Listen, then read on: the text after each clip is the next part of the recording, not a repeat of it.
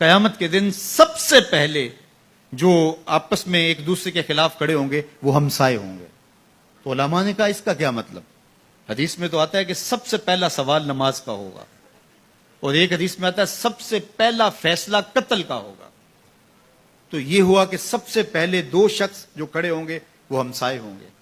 تو کہا کہ عبادات میں سب سے پہلا سوال نماز کا ہوگا، اور معاملات کے اندر سب سے پہلا فیصلہ قتل کا ہوگا. اور تیسری بات ارشاد فرمائی اخلاق میں سب سے پہلا معاملہ جو قیامت کے دن سامنے آئے گا وہ اخلاق کا ہوگا.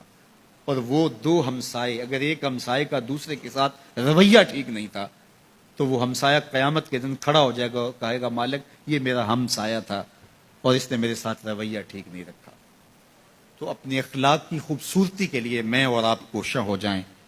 حضرت ابو ذر رضی اللہ تعالیٰ عنہ کو حضور نے مختلف مواقع پہ وصیتیں کی. ان میں سے ایک وصیت یہ تھی کہ یا ابا ذر لا عقل کالتدبیر، تدبیر جیسی عقل نہیں ہے. آپ جب کوئی بھی کام کرنا چاہتے ہیں تو اس کی پہلے منصوبہ بندی کریں اور غور و فکر کر کے پھر اس کام کا آغاز کریں. سمجھداری اس سے بڑھ کر اور کوئی نہیں ہے. یہ میرے حضور کی دی ہوئی تعلیمات ہیں. اور پھر دوسری بات ارشاد فرمائی ولا ورع کالکف، اور رک جانے سے بڑا تقوی کوئی نہیں ہے، پرہیزگاری کوئی نہیں. نیکی کرنا بہت اہم ہے لیکن گناہ سے بچنا اس سے زیادہ اہم ہے. رک جائیں، کسی کا بھلا نہیں کر سکتے تو نقصان نہ کریں. تو اچھائی کرنے کی فضیلت اپنی جگہ، لیکن برائی سے رک جانا اس سے زیادہ اہم ہے. تو فرمایا ورع، تقوی، پرہیزگاری، رک جانے سے بہتر کوئی نہیں ہے. پھر تیسری بات ارشاد فرمائی اللہ کے محبوب علیہ الصلوۃ والسلام نے ولا حسب کا حسن الخلق، اور حسن خلق سے بڑا کوئی حسب نہیں ہے.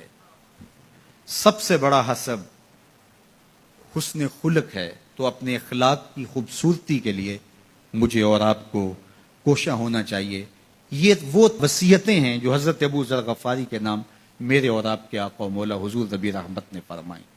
اور ان میں اتنی جامعیت ہے کہ اگر ہم اپنی نسلوں کو یہ چیزیں راسخ کرانا شروع کر دیں کہ یہ ہماری نسلوں کی تباہی کے اندر اتر جائیں چیزیں، تو وہ ایک خوبصورت انسان بن کے ابھریں گے اور ایک کامیاب انسان بن کے معاشرے کا حصہ بنیں گے.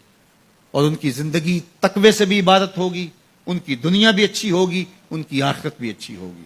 ان کو اچھی طرح ازبر کر لیں، یاد کر لیں، روحوں میں اتار لیں اور اپنے اندر بھی ان کو جذب کریں اور اپنی نسلوں کے اندر بھی ان کو جذب کریں، نسب العین بنا لیں.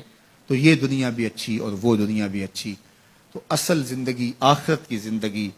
حضور علیہ الصلوۃ والسلام نے جب خندق کھودتے صحابہ کو دیکھا تو یہی کہا اے اللہ زندگی تو آخرت کی زندگی ہے، میرے انصار کو بھی بخش دے، میرے مہاجروں کو بھی بخش دے. اللہ آپ کو جزائے خیر دے. جس شوق و ولولے کے ساتھ، جس محبت کے ساتھ آپ لوگ دور و نزدیک سے تشریف لائے، جس محبت کے ساتھ بیٹھے اور اس اجتماع میں شرکت کی، اس کا آپ کو اللہ بہتر صلہ نصیب فرمائے.